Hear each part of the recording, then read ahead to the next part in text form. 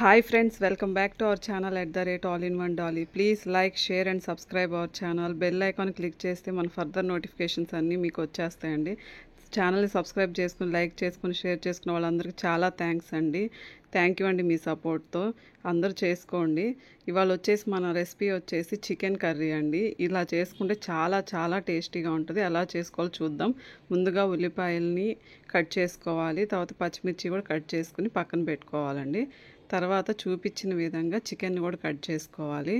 Friends, మన ఛానల్లో long వీడియోస్లో పానీపూరి ఎలా చేసుకోవాలి, బాదం పాలు ఇంట్లో ఎలా తయారు చేసుకోవాలి, కాకరకాయ ఎలా చేసుకోవాలి, రోటి పచ్చడి, వంకాయ రోటి పచ్చడి ఎలా చేసుకోవాలి, ఇవన్నీ ఉన్నాయి ఫ్రెండ్స్. చూసి ఫాలో అవ్వండి.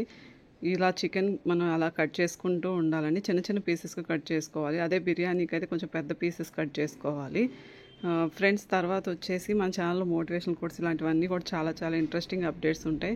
ముందు ముందు చాలా ఫర్దర్ అప్డేట్స్ రాబోతున్నాయి, చూడండి. తర్వాత చికెన్ ఇలా కట్ చేసుకున్న తర్వాత నీట్గా వాష్ చేసుకోవాలండి. చాలాసార్లు నీట్గా వాష్ చేసేసుకుని పక్కన పెట్టుకోవాలి. తర్వాత పొయ్యి మీద గిన్నె పెట్టేసుకుని దాంట్లో ఆయిల్ వేసుకుని హీట్ చేసుకోవాలండి, చూపిస్తున్న విధంగా. తర్వాత కరివేపాకు వేయాలి, దాంట్లో భలే టేస్ట్గా ఉంటుంది. తర్వాత వచ్చేసి కొంచెం పచ్చిమిర్చి, ఉల్లిపాయలు తరుక్కున్నాం కదా, వాటిని వేసుకోవాలి. వేసుకుని బాగా వేయించుకోవాలి. తర్వాత కల్లుప్పు కొంచెం పసుపు వేసుకోవాలి. పసుపు మంచి యాంటీబయాటిక్ కదండి, వేసుకుంటే చాలా మంచిది. ఈ పసుపు కూడా మేము ఇంట్లో పట్టించింది, అది కూడా మీకు చూపిస్తాను తర్వాత ఫర్దర్ వీడియోస్లో. ప్లీజ్ ఫ్రెండ్స్, సబ్స్క్రైబ్ చేసుకోండి మన ఛానల్ని, లైక్ చేయండి, షేర్ చేయండి. తర్వాత ధనియాల పొడి కూడా అండి, అది కూడా ఇంట్లోదేను, మీకు తర్వాత చూపిస్తాను ఇవన్నీ నేను, కారపొడి అవన్నీ. తర్వాత మనం పసుపు వేసిన తర్వాత ధనియాల పొడి వేసుకున్నాము. తర్వాత అల్లం వెల్లుల్లి పేస్ట్ కూడా అప్పటికప్పుడు దంచి వేసుకున్నది. ఖచ్చితంగా అలా వేసుకుంటే మంచి టేస్ట్ వస్తుంది.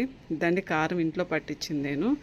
ఇది ఎలా చేయాలో మీకు తర్వాత చూపిస్తాను. కారం కూడా వేసేసుకుని బాగా ఫ్రై చేసుకున్న తర్వాత ఈ చికెన్ పీసెస్ని నీట్గా పిండేసుకుని వాటర్ అంతా ఈ గిన్నెలో వేసేసుకోవాలి.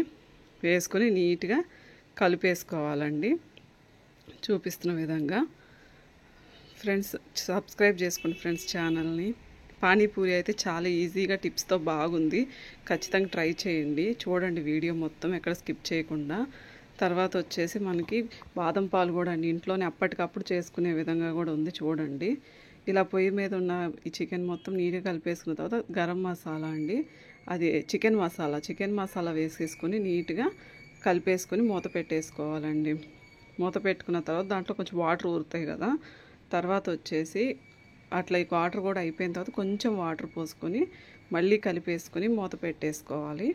తర్వాత కొత్తిమీర వేసుకుంటున్నామండి, చక్కగా చిన్న చిన్న పీసెస్గా తరుక్కోవాలి. చూపిస్తున్న విధంగా దాని మీద కొత్తిమీర చల్లేసుకోవాలండి. మంచి ఫ్లేవర్, మంచి టేస్ట్ ఎన్హాన్స్ అవుతుంది.